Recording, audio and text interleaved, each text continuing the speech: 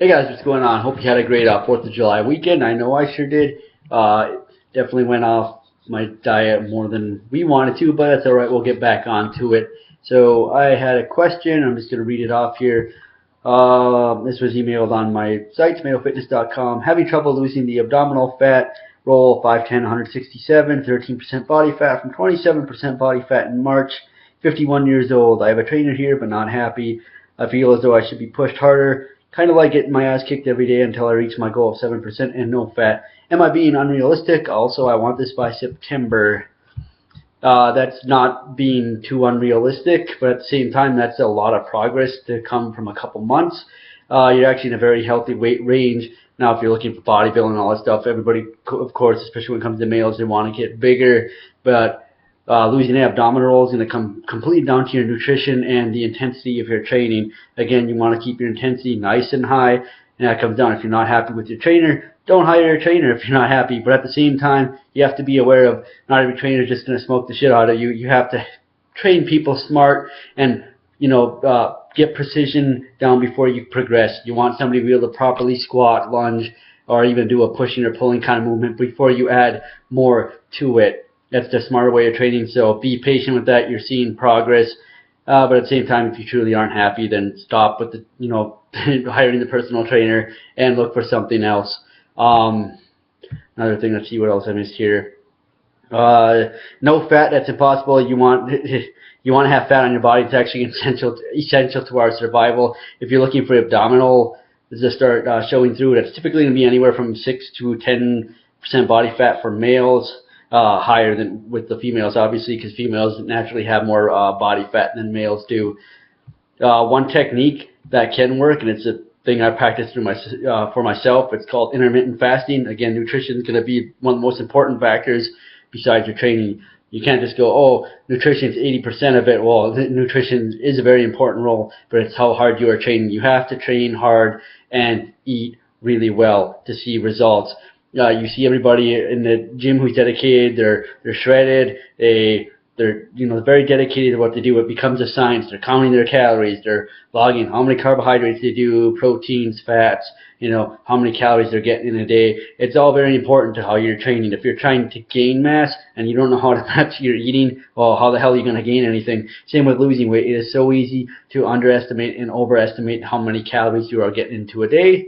So even take a week or even a couple of days, grab a little notebook pen, which I suggest because the more you write it down, the more you start logging up here. So if you go out to eat or anything like that, you have a general idea on how many calories are in that meal, although most restaurants are far more above than what's actually listed.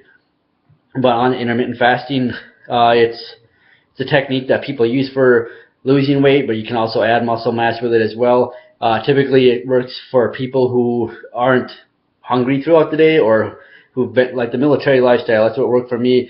Being in the Army 5 years, pretty much ate, one meal a day, and that's perfectly fine. And that's the way I still eat pretty much today. Two meals a day, that's all I need. Still can add weight and drop weight. It's just as simple as calories in versus calories out. And you can call me an idiot all you want. All the evidence backs it up, and there's more and more research coming out that proves that intermittent fasting is really good for the body.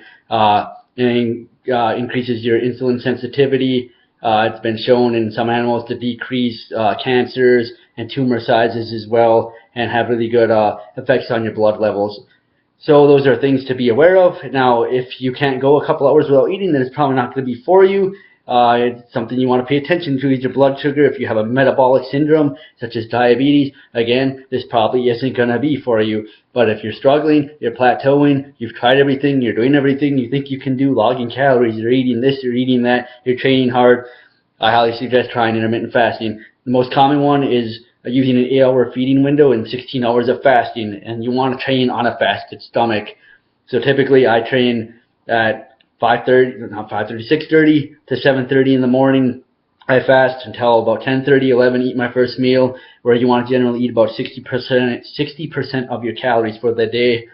What happens with this is your body's burning fuel as you're waiting to eat because of resistance training or the fitness training session you just went through.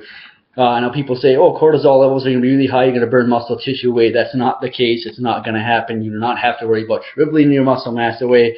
Have some branched chain amino acids to help with that. At the same time, what cortisol does is it's carbohydrate metabolism. So if you don't have any carbohydrates before your weight training session, you're going to dip into what you ate the day before, or you're going to convert fat, and so it's very little of the protein gets converted into actual blood sugar to be used for your weight training session. So typically, after you do your weight training session, wait an hour or two, get your calories in. Your body's actually going to be much more efficient at using those calories to repair and recover from your weight training session. It really does work. You just have to have that mindset. It's just another tool that you can use.